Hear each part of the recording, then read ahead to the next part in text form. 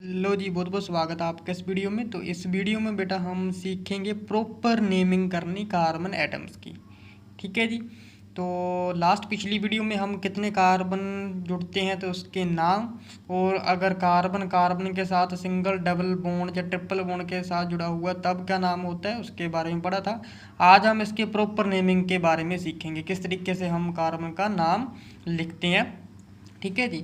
तो नाम लिखने से पहले हम सबसे पहले ये चीज़ कार्बन के बारे में जान लेते हैं कि कार्बन टोटल कितने बॉन्ड बनाएगा।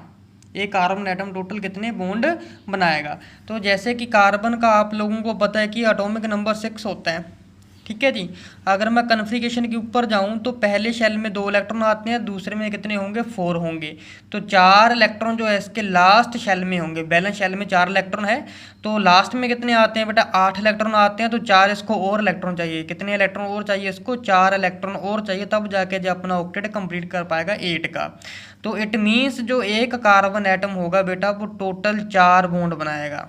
टोटल 4 बॉन्ड बनाएगा, ये याद रखना। ठीक है जी। तो चलिए आइए आज नेमिंग शुरू करते हैं। तो हम इसके अकॉर्डिंग ही जाएंगे। कार्बन टोटल जो है 4 बॉन्ड बनाएगा। सबसे पहले मान लीजिए अगर सिर्फ एक कार्बन होता है, एक कार्बन का नाम मिथ होता है ना, पढ़ा है हमने। तो अगर एक कार्बन होता है इस तरीके से, अगर ये हाइड्रोजन के साथ अटैच है तो हाइड्रोजन के साथ अगर सिंगल बॉन्ड के साथ अटैच है तो बेटा टोटल 4 बॉन्ड बनाएगा। 1 2 ये 3 और ये 4।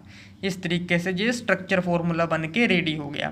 अब इसका नाम लिखना है, कैसे लिखेंगे। तो सबसे पहले ए कार्बन है, ए कार्बन के ऊपर नाम क्या होता है मिथ। तो हम यहाँ पर क्या लिख लेंगे मिथ। अब ध्यान से देखेंगे कि ये कार्बन एटम हाइड्रोजन के साथ कैसे जुड़ा हुआ, डबल ट्रिपल या सिंगल बॉन्ड से जुड़ा हुआ है। कैसे जुड़ा हुआ है ये देखेंगे हम, सिंगल बॉन्ड से जुड़ा हुआ है ये कार्बन।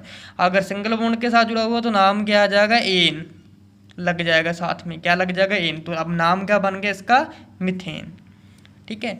अब इसी तरीके से मान लेते हैं कि 2 कार्बन है हमारे पास, एक कार्बन दूसरे कार्बन के साथ सिंगल बॉन्ड में जुड़ा हुआ है। अब एक कार्बन टोटल कितने बॉन्ड बनाता है 4 बनाता है। तो एक इस कार्बन ने तो यहाँ बना लिया, बाकी कितने बच गए 3। उसके साथ एक जे चले गया, दूसरा जे आ गया, तीसरा जे आ गया, 3। तो एक दूसरे के साथ बना हुआ 4 बॉन्ड हो गए इसके। ये कार्बन का एक बॉन्ड जे हो गया, दूसरा ये हाइड्रोजन के साथ बनाएगा, तीसरा जे हाइड्रोजन का, 4 जे हाइड्रोजन का। इसके भी 4 बॉन्ड हो गए बेटा, इसके भी 4 बॉन्ड कंप्लीट हो चुके हैं। तो 2 कार्बन के ऊपर नाम क्या होता है बेटा, 2 के ऊपर होता है इथ। यहाँ पर लिख देंगे ETH इथ। सिंगल बॉन्ड के साथ जुड़ा हुआ है तो एन आ जाएगा। तो नाम क्या हो गया बेटा इसका इथेन। इस तरीके से।